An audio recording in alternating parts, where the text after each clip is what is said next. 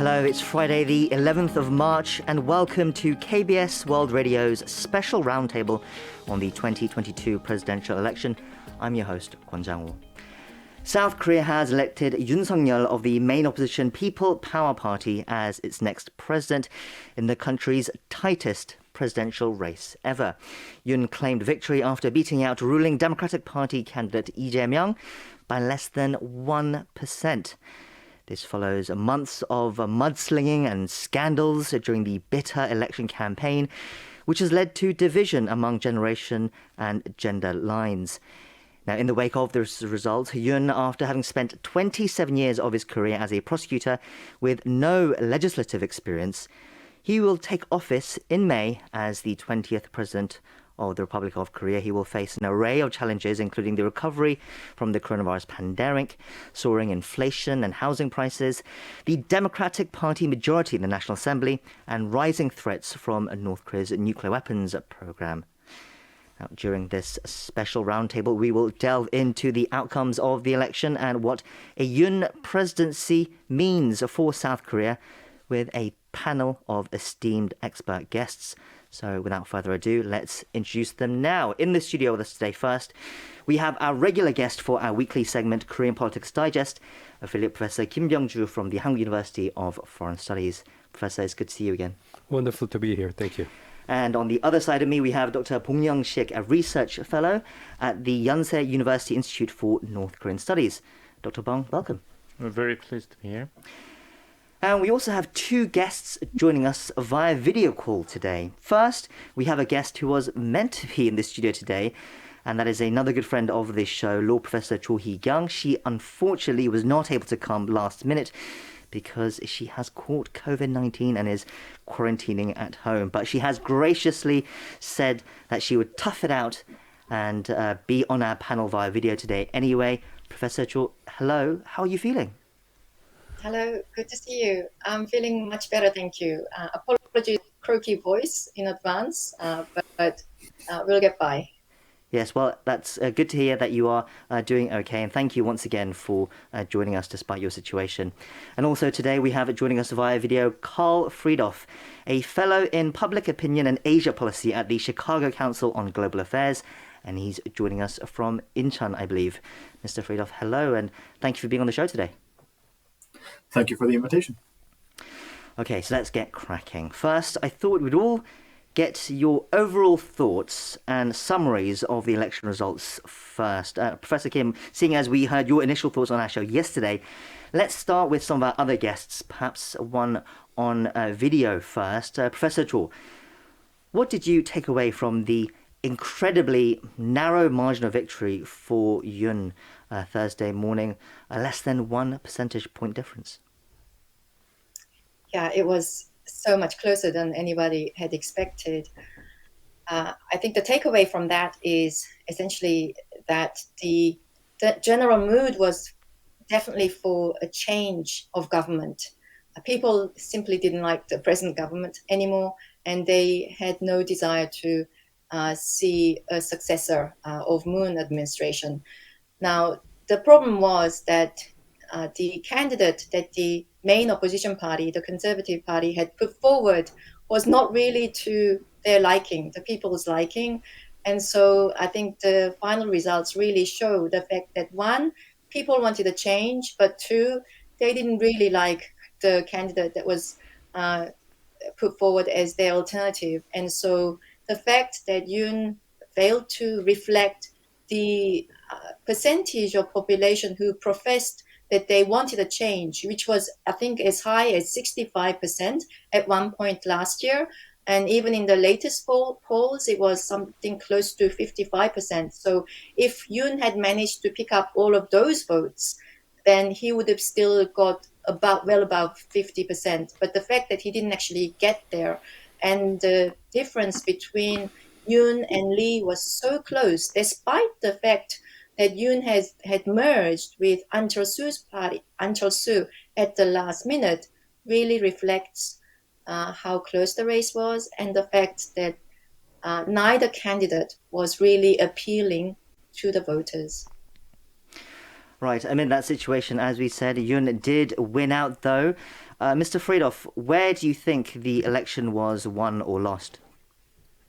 No, that's quite a difficult question to answer, right? Because once you start asking about, well, where was it won or lost, there's so many scenarios that can unfold. So, there's a cascading effect where if one thing changes, then it will affect everything else. One of the interesting things to me was the performance of President-elect Yoon in the Honam region. The fact that he got more votes in Gwangju and Jeollanam-do and Jeollanam-pukdo than any conservative candidate has ever really gotten there.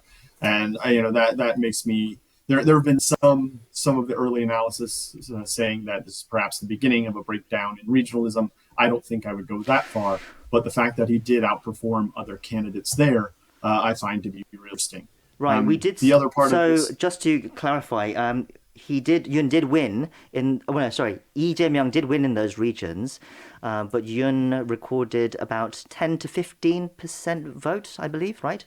But in the past elections, it would have been less than 10% in that region. Yeah.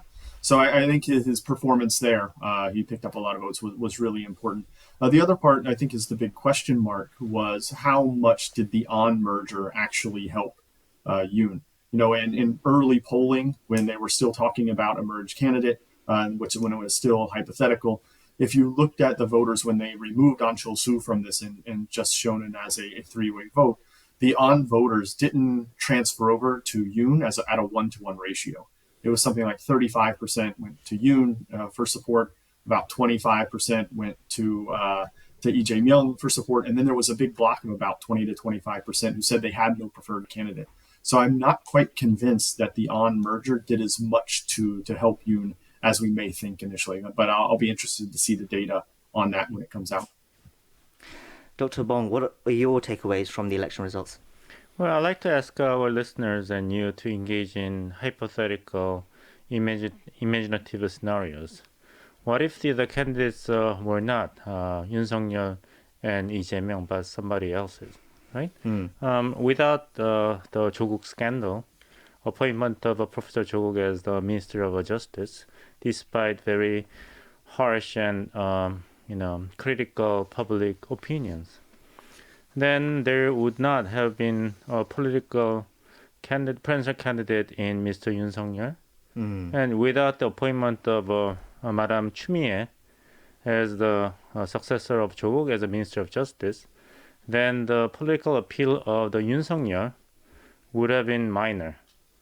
Then we would have had a very different matchup. Probably Mr. Hong Joon-pyo from People's Power Party, and probably former Prime Minister and the party president of a Democratic Party, Mr. Lee Nak-yeon. Then Mr. Lee Nak-yeon would be very free from personal scandals or issues related to personal ethics or family background, but his capability to lead the national economy and experience in managing the government would not have been questioned by the voters, which, by the way, was the main reasons for voters to choose former governor of Gyeonggi province, Lee Jae-myung. Right. So you would have had candidate Lee Jae-myung without personal baggage. Then the Democratic Party presidential candidate would have been dealing with not Mr. Yoon Suk-yeol shouting for regime change and Korean society getting back to the principle of fairness and justice, but the kind of a familiar but not fresh presidential candidate in Mr. Hong Joon-pyo. So I guess the President Moon Jae-in is responsible for the outcome of the presidential election. Right, so many cascading dominoes there, and that led to this result. A very interesting look back there, I think, at the hypothetical situation. Professor Kim, after having spent another day now to think things over and having heard from our other guests today, what's left in your mind about these election results? Yeah, before I talk about what's left in my mind, I have to mention that it's quite interesting that what Dr. Bong said just now is exactly the same thing that I was thinking about at first when I heard the result. I wasn't going to actually go all the way out to blame President Moon Jae-in for having this resulted in this outcome, but I thought Joguk was the starting point of the whole thing, basically. So in that regard, it's quite interesting that I really agree with what Dr. Bong has said. Now, what's left over in my mind? I think the overall result, the 0.73% margin, I think this is a good thing for President-elect Yoon, because for any kind of candidates, whoever becomes the president-elect, the warning against coming hubris, arrogance, when you're a person who's coming to power, you really need it. And this is the biggest warning to him, and this will help him. This will be a clear signal that the new president should not repeat the previous repeatedly committed mistakes of showing hubris and arrogance. All presidents were there, remember, maybe with an exception of Moon. Moon was not exactly like that, but Park Geun-hye, with his folks, like Kim Ki-chun and Woo Byung-woo, and Lee Myung-bak himself, his whole team, when they first entered office, and then as their term continued on, there were all these signs of like a person on the top of this whole power pyramid showing hubris. And we've been saying, talking about the imperial presidency here in Korea as the biggest problem of Korean politics. And so this is a clear signal from the people reminding Mr. Yoon that he should not repeat the past mistakes of his predecessors, not repeating the hubris and showing arrogance to the people, but remain humble to the people. And there is at least half of the population who didn't support him. So he has to be very careful, and he has to watch out for balancing his act very carefully. So I think it's all positive thing for him. I think the reason why that there was such a narrow margin, one of the critical reasons was because towards the end, when the polls were showing that probably he will win by margin of 2 to 3%, inside the party, as I mentioned yesterday, I think there was a belief that they were going to win by 7% or something like that. Right. So he went too arrogant. He became too arrogant. His words became too bold and really got on the nerve of some of the people. And I think analysts have mentioned the female voters in their 20s and 30s. They got really angry and they got out and they voted. While the supporters of Yoon believed, oh, he's going to win anyway, so many of them stayed home. So that signal and warning against hubris and arrogance is something positive for Yoon, so I'm looking forward to his tenure. Yes, I was going to mention that last point before we moved on, because this issue between young male voters and young female voters has been one of the hottest debates in these elections as well. Maybe I could ask you, Mr. Friedhoff, how much do you think that played into the results? Do you think Yoon won because of the young male voters that supported him? Or was there a reverse effect where the young women voters moved away from him and moved to Lee Jae-myung at the last minute? Yeah, that's a good question, right? Did he win because of, or maybe he won in spite of the young male voters, right? Because his plea to and kind of call and focus on young men clearly motivated young women to come out. When looking at the data and the breakdowns, the actual turnout, the margin of victory was quite narrow, and he may have actually lost the young 20s overall, according to the exit polls.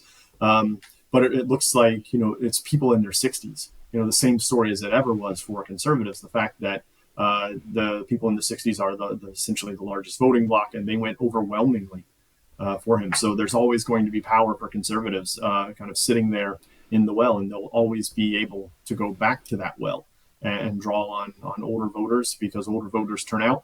And we know from experience that younger voters generally do not. In the polling data running up to the election, if you looked at people who were certain to vote, it was 85, 90% for everyone, 60s through 30s. But once you got into the 20s, it dropped off to the low 70s, sometimes into the mid 60s. So they're an unreliable cohort overall. And it seems like he turned out just enough of them this time around to secure victory.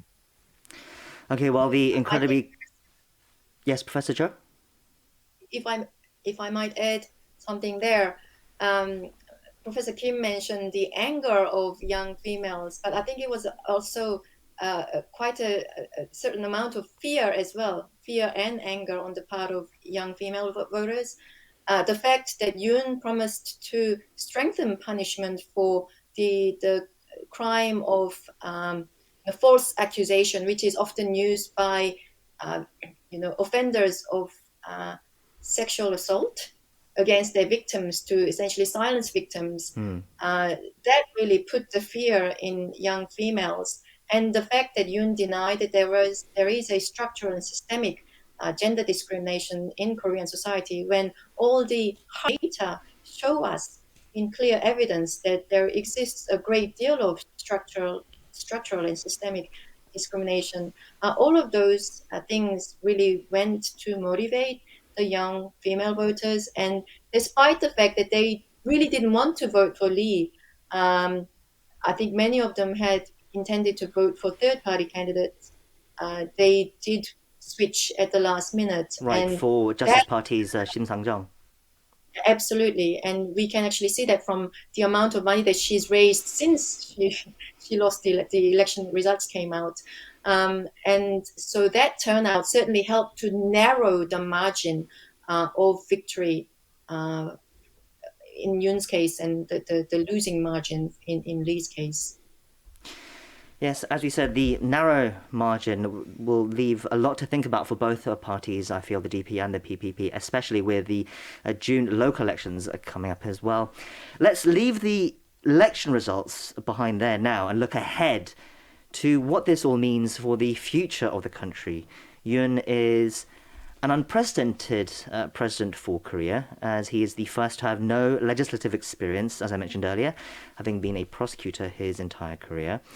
Professor Cho, on yesterday's show, Professor Kim, he suggested that Yoon's inexperience could end up being a strength, as it means he doesn't come with inflexible ideas, that if he delegates well and listens to the experts, that could bring about success. What do you make of that argument? What do you think are President Yoon's strengths and weaknesses? I tend to agree with Professor Kim that Yoon's inexperience could prove to be his strength. It's a double-edged sword. It can be a strength and a weakness at the same time, but for different reasons. So not because he doesn't have any inflexible ideas. He's a man of over 60, born and raised in a very hierarchical society, who's also worked in a very hierarchical organization all his life, and he's very used to doing things in a certain way. And we can all see that he has very, very set ideas and preconceptions about a lot of things, and he hasn't really, to me, shown much flexibility during the campaign, nor humility. Professor Kim mentioned that he really hopes that, our leaders don't show hubris and arrogance, but I don't really hold much hope that Yoon is going to all of a sudden become this humble, modest kind of, person who holds himself back. I think he is full of idea that what he thinks and believes is right. And so in that sense, I expect that he will be quite inflexible in terms of ideas that he holds. But because he's inexperienced in traditional politics, he doesn't have any baggage, and he doesn't really owe that many people in the political circles much.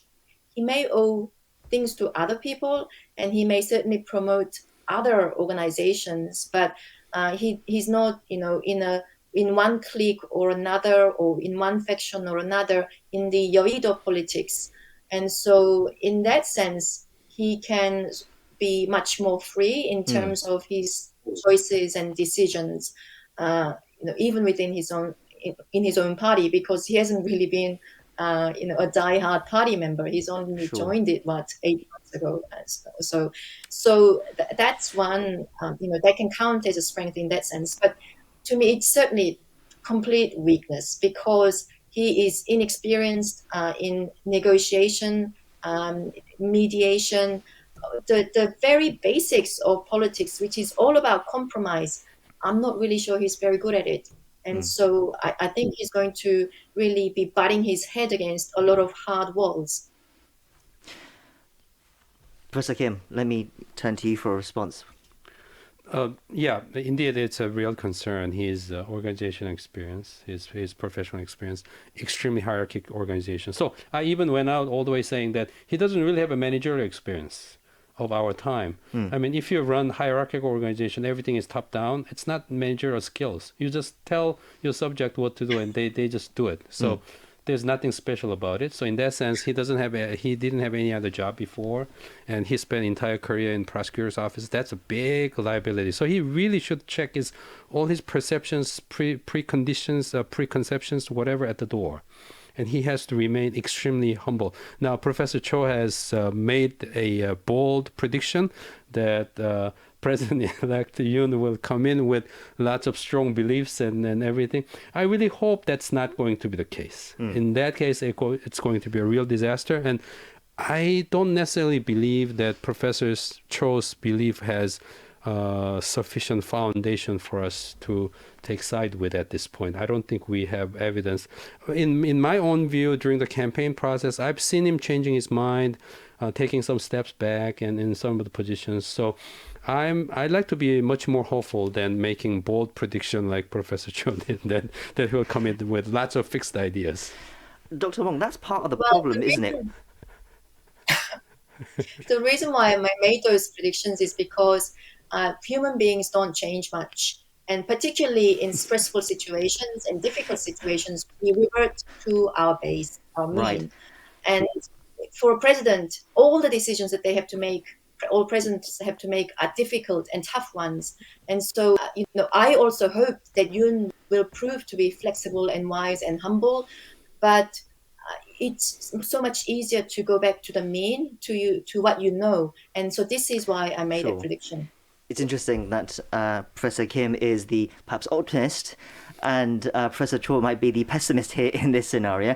Dr. Bong, part of the Dr. Bong, but part of the problem is the fact that we just don't know, really, do we, with Yoon Suk-yeol, because he has no political experience. We don't really know what to expect, and that's what makes people nervous, I guess. That is why most of the voters were really hesitant to make up their minds until the last moment to cast their ballot, because they were dealing with candidates who were not really,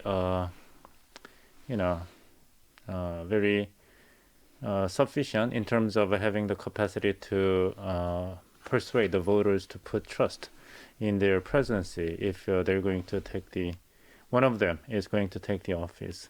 The Korean Gallup's public opinion survey on the voters' orientations, which was conducted on 10th of March with 1,002 who cast their ballots on election. Right, that's the day after the election. Right.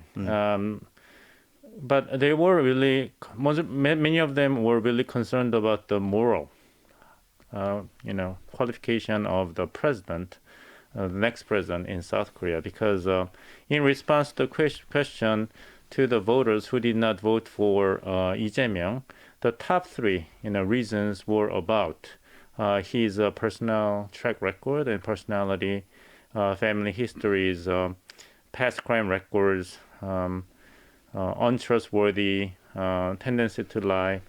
That accounts for, in combination, more than 36%. So President-elect Yoon needs to soothe the concern among many of the South Korean citizens about president going, beyond the reasonable level of ethics and morality.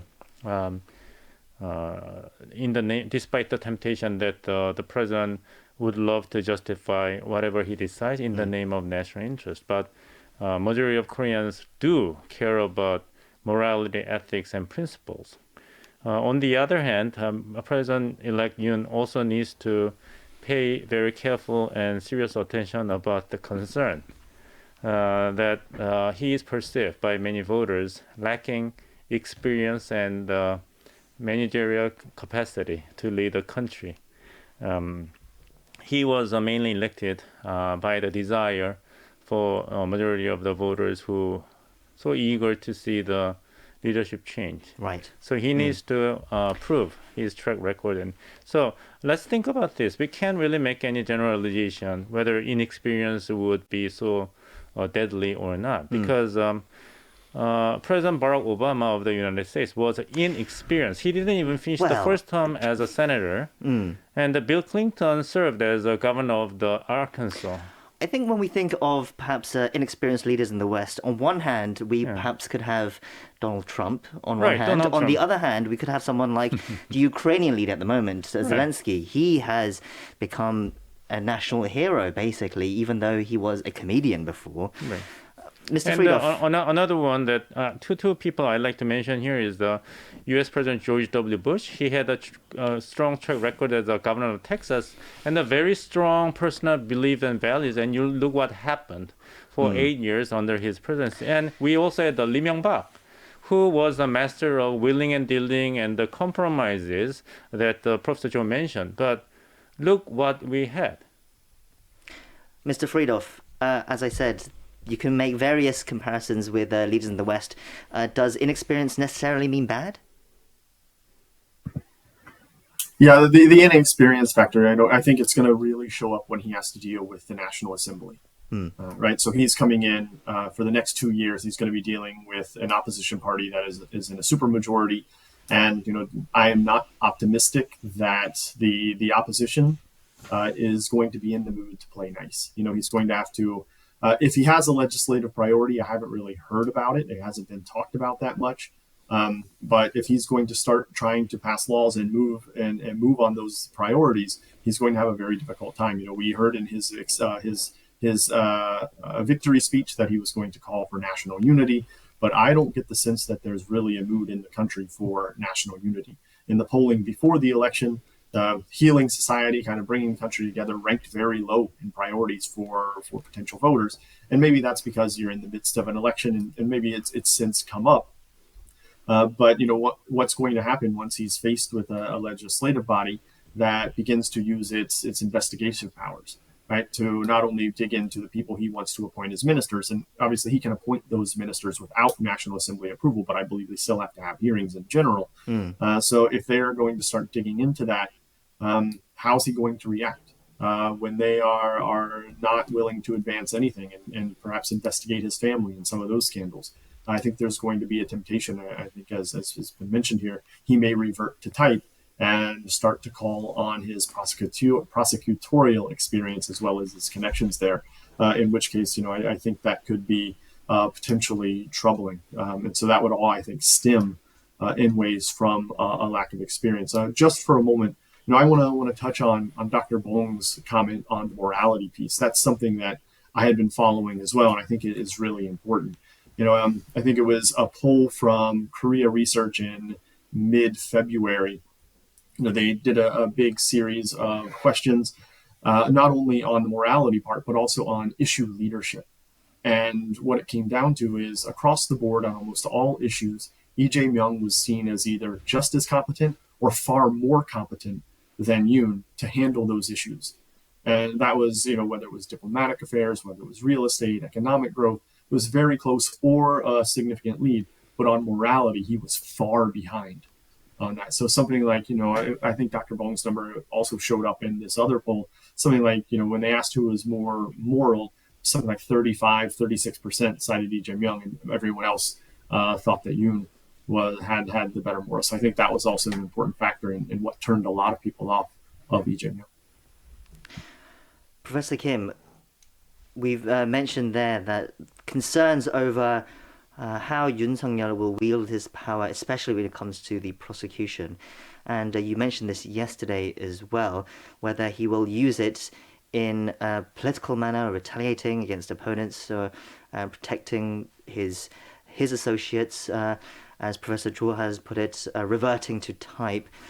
Can you tell us a bit more about your concerns as well? Yeah, indeed. Prosecutorial reform is a huge issue, and I made it very clear many times in this program that I support the reform wholeheartedly, and it gives me a lot of concern that head of the prosecution now becomes the president.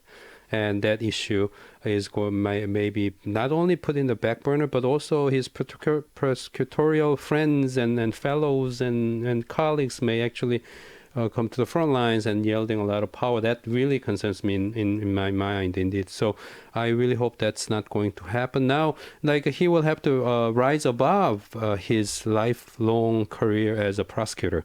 Now he is the president of an entire country. So he will really have to leave that behind and do all he can to minimize using his ties with his old buddies. I think that will be his key concern. And I think beyond all these experience and morality issues altogether, in my own mind, looking back on our own experience, what really matters is the ability to choose the right people. Let's look back Park Geun-hye's case. She was extremely experienced, extremely successful politician in her career, but she ended up choosing wrong people to delegate responsibility. I'm not only talking about her friend, but chief of staff, the jurists and all these folks.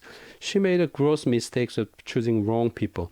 I think President Moon Jae-in has been a very moral person, decent person, nice person, the way he deals with the people and you communicate with the people.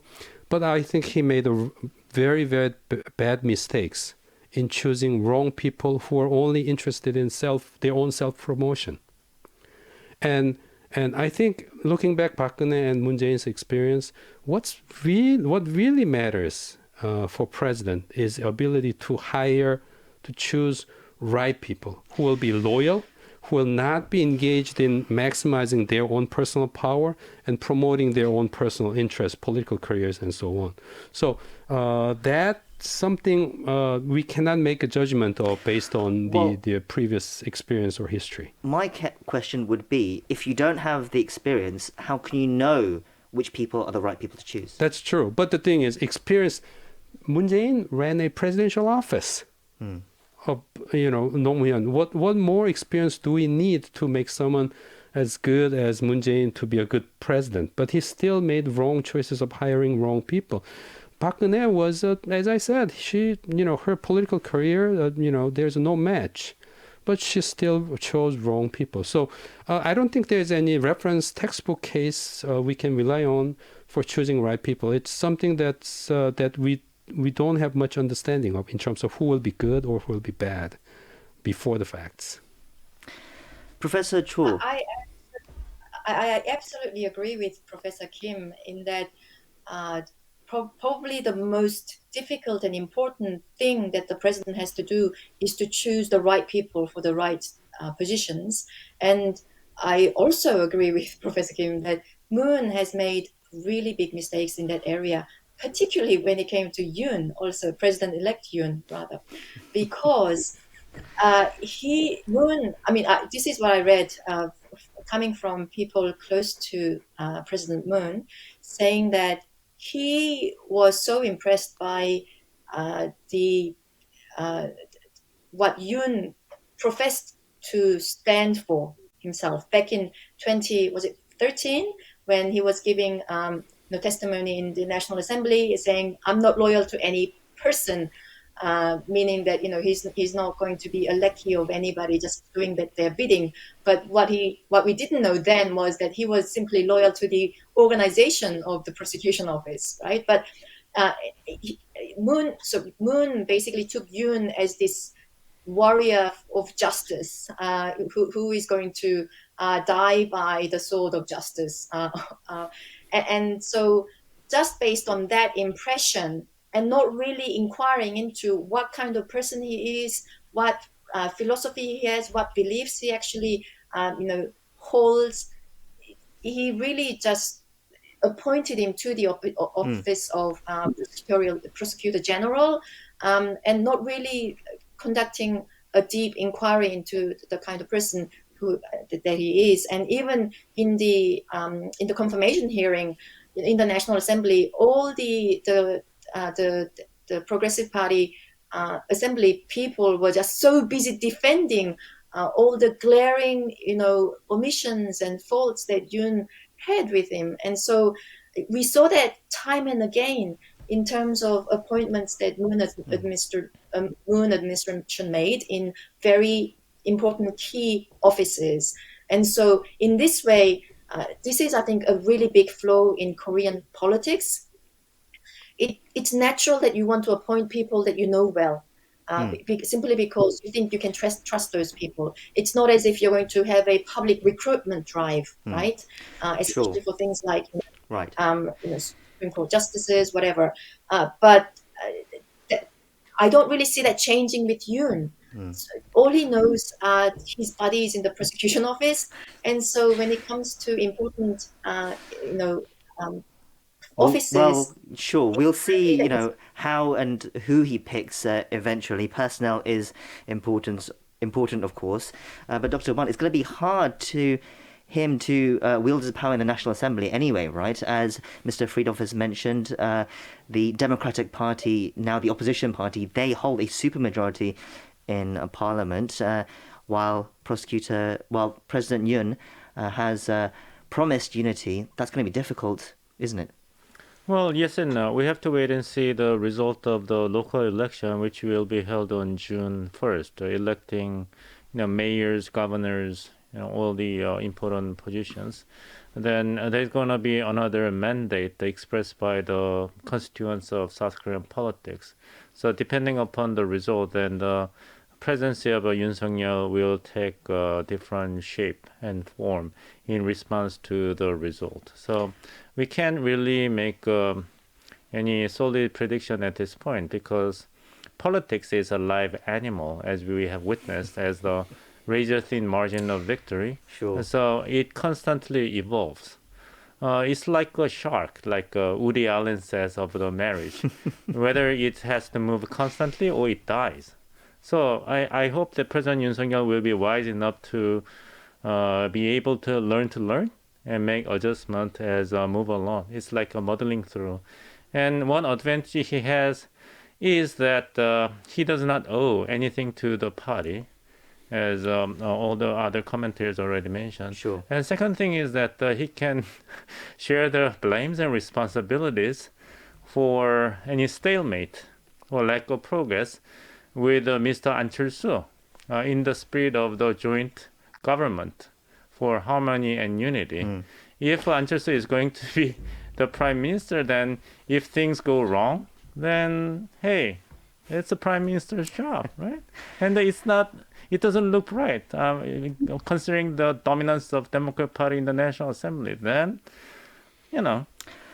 Okay, so we've been mostly talking about domestic affairs, but what about foreign affairs, particularly when it comes to North Korea, which is, I think, an issue that many of our international listeners will be interested to hear about. Now, Yoon's presidency comes on the back of Moon's presidency, of course, where there were breakthrough in engagements, but ultimately tensions have returned, along with missile testing. Yoon on the campaign trail spoke loudly about the need to boost defensive readiness and work closer with the US. Dr. Bong, this is your field, so let me go back to you. Do you think relations with North Korea will become tense again, even further? Oh, yes, definitely, until the end of the year 2022. But it's not the fault of the new president of South Korea, being Mr. Yoon Suk-yeol.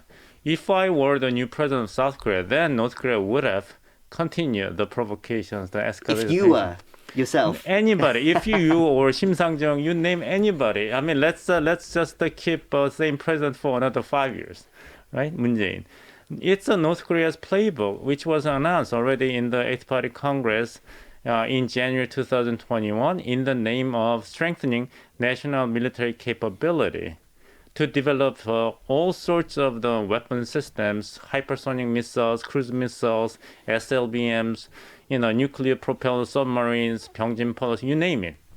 So, regardless of who the next president of South Korea would be, North Korea was already predetermined to raise the tension on the Korean Peninsula and in parallel continue to develop its own military capability and use that as a bargaining leverage upon the Biden administration and the new South Korean government starting next year, 2023. I think it is Kim Jong-un's intention to repeat the same cycle of 2017 and 2018. You hike up the tension to the extreme. North Korea is likely to conduct another nuclear test, but prior to doing that, North Korea is likely to conduct ICBM test, probably in celebration of Day of Sun in April. Then, using that dangerous security situation on the Korean Peninsula as a bargaining leverage on U.S., Japan, and South Korea, then suddenly, introduce the olive branch and the peace talk, probably in the form of New Year's message by Kim Jong-un on the first day of 2023, just like he did on the first day of 2018. Sure, but back then, Moon was very willing to accept that olive branch. Will President Yoon be as accepting? Right. 2017, Moon Jae-in government, newly installed, try everything to appease North Korea. And you know what happened? North Korea did not care. Did not care.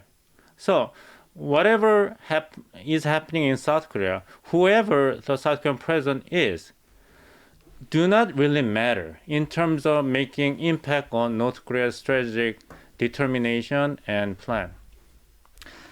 Mr. Friedhoff, would you agree with that? And also, the fact is that the Biden administration at the moment doesn't particularly want to engage with North Korea unless North Korea is willing to give up something.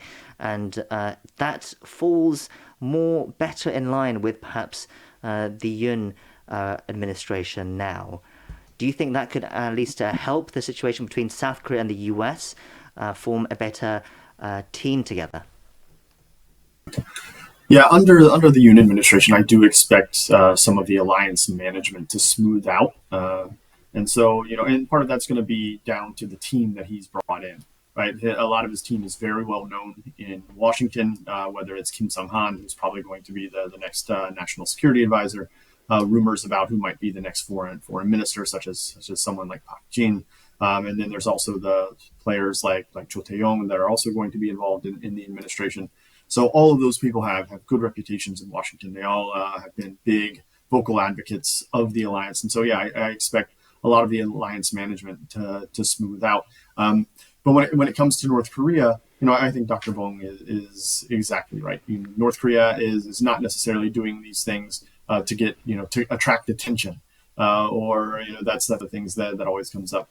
And they're not doing it to try to. They didn't do it to try to influence the vote in South Korea, right? They launched the most missiles in a month in January. They had a few more launches just ahead of the election, and that's because they're on a timetable, right? They have capabilities that they want to test, that they want to prove, and that's what countries do when they have weapon systems they want to prove. They have to test them. So it's not there's not really anything I think any country or any specific leader can do to knock them off of that timetable. Will the olive branches come? Yes. Will the Biden administration be ready to talk? Yeah, I think that they have their hands full at the moment with bigger issues, and I don't think they want to spend a lot of political capital on an issue that they see as a dead end. And the last thing I would mention is that even though the South Korean presidents always want to engage North Korea, even those who took a hard line, they often sought summits with North Korea, whether they were successful or not. They were trying to work towards that. And they're going to continue to push for denuclearization, either in the short term or as part of a process. But the Korean public is not there. In most polling, we see 85-90% say that North Korea is never going to give up its weapons. So there's very little confidence that even if there are these summits, that it's actually going to lead to denuclearization either now or in the longer term. Professor Kim, meanwhile, President-elect Yoon has suggested bringing more THAAD batteries to Korea, the US military defense system. Do you think he will, despite what he said during the campaign? Because the reaction from China would be very strong, to say the least. About the THAAD question, I guess many will agree that he's not selling the missiles to the Korean public or anything like that. He's not representing the company that produces the missiles here. So I don't think he'll be really committed to the particular weapon system THAAD as a whole. The whole idea he was promoting is that that Korea has to do all it can to maximize its defense capability. And I want to share with you my real true story that I experienced with the students that I teach, the male students in their 20s. Just like Professor Cho mentioned about young female voters in their 20s getting angry and fearful about the gender issues, male students that I teach in their 20s, they came up to me and they said, Professor, I watched the debate and Lee Jae-myung and Kim Sang-jung are talking about Yoon Sung-yeol as not fit for president because he doesn't talk about peace. But isn't it the case that the president who will protect us will be the one who will show all his willingness to fight to death and do everything he can to maximize our defense capability? Isn't that the president who will actually guarantee us the peace on this peninsula? If president talks about peace all the time with the counterparts like China and North Korea, how can we be sure that we will actually live in peace? They were really angry. They were very angry after the debate about the fact that Lee Jae-myung and Kim Sang-jung were only talking about peace. So I think I was, I didn't know how to respond to them because it's their own individual observation and stuff like that. I didn't encourage them to continue to feel their way, whatever. But I'm just sharing this story about it. And there's a significant population in Korea who believe that Korea has to do all it can in order to maximize our security and preserve peace. And in that case, as I mentioned, the president has to show his willingness or her willingness to go all the way, do whatever it takes to maximize the national security. I think that's what Yoon is trying to do. Professor Cho, I just want to give you a minute because I remember after one of the debates, I spoke to you on the show, and I remember you commenting the fact that you didn't think any of the presidential candidates would stay to fight if a war broke out, apart from maybe Kim Sang-jung, differing from what some of Professor Kim's students are saying. But do you have any concerns with President-elect Yoon's stances on North Korea and the situation with North Korea? So this is actually in alignment to what I was talking about earlier with regard to reverting to type. It's really what your core belief is, what your system of philosophy is. If you're an institutionalist and if you believe in peace building, you're going to be talking about peace, trying to achieve peace together through cooperation. But if you are a hardcore realist or a neo-realist who believes that you can only achieve security through strength, then you are obviously going to be talking about strengthening your offensive capabilities and getting more arms, etc. But I do wonder whether it isn't time for us here in South Korea to change our approach to North Korea and this issue of unification, because really I think now less than majority of the population actually support the idea of unification, and it's much less realistic to expect that North Korea is going to give up their nuclear capability, especially after what we see is happening to Ukraine. Ukraine, who remains the only nation on earth to have given up nuclear arms voluntarily. Sure, And I think that's a much bigger discussion than we can fit in today. So, Dr. Bong, let me ask you on this issue of Japan as well, because under the Moon administration, tensions between Japan and South Korea have heightened to levels we haven't seen in a very, very long time. Do you think now with President-elect Yoon coming in, that can improve? Yes, definitely. The opportunity is out there, and the Kishida government made it really clear that the Japanese government is ready to discuss how to improve the bilateral tie with South Korea. But at the same time, the anti-Japan sentiment is a very critical component in domestic politics for any parties or any president. So President Moon Jae-in has to tread very carefully, because there are two elections this year, the local election and the National Assembly election next year. So being labeled as a pro-Japanese or too soft on Japan will be kiss of death to the leadership. So he has to be really careful in improving the bilateral tie with Japan, and South Korea making more and bigger commitment to the trilateral security cooperation with the United States and Japan.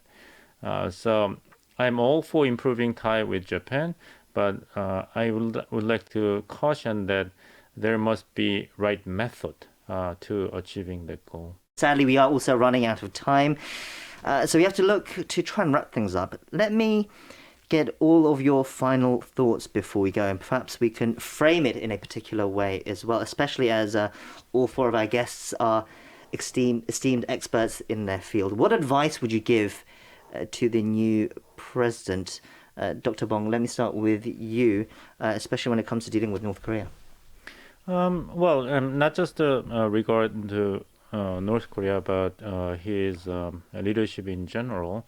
And he should be able to reflect upon himself and what is said.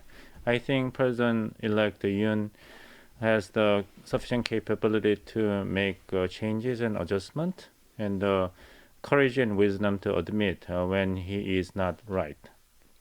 Because gender issue, right? And the North Korean policy, and appointing right people in the right places. I mean, he cannot be perfect as a political leader and a human being, but if he has a reasonable level of humble attitude and candidacy to admit mistakes and courage to make corrections, then he'll be fine. But if not, then we have to pray harder every morning. Let me turn to you next, Mr. Friedhoff. What advice would you give to the new president? What key issues do you think that he needs to look out for in the coming months, especially? So on the key issue, I think he's going to be caught in this place where he's going to have to match Korea's policy to increasing global expectations. Right? For a long time, when there has been global issues, Korea has often said the right things, but has then sought to protect its economic interests. We saw this again with the Moon administration, right at the outbreak of Russia's invasion of Ukraine, where one of the very first statements that we heard out of the administration was that Korea, I think the quote was, had no other choice but to go along. That was not the messaging that Europe or the United States was looking to hear from the administration. And I think, as much as we talk about a changing era or a new era in Europe after this, after Russia's aggression, I think it's also going to be a new era for democracies around the world and for Korea especially. And so he's going to confront this new world where he may have to make commitments and confront economic trade-offs in a way that no Korean president has ever had to do. And the challenge is going to be how he is able to explain that to his constituents here in South Korea. Let me turn to you next, Professor Cho. What kind of presidency do you at least hope to see over the next 5 years? What would you want to tell President Yoon? There are two different things. What kind of presidency do I hope to see, and what would like? Do you have a choice? I was actually Professor thinking Cho, about advice. Yes, let's go with advice then. So, please don't listen to shamanic advices when making important decisions. Right. I second. Right. Okay. No. This is the issue of whether he practices shamanism or not. Do not involve non-public office holders when making really important strategic decisions. I am concerned that partner of Yoon might exercise much greater influence simply because access to Yoon, I think, is likely to be quite restricted also. Thirdly, I really would like him to learn the difference between humanism and feminism better, and really figure out what humanism actually means and what feminism is.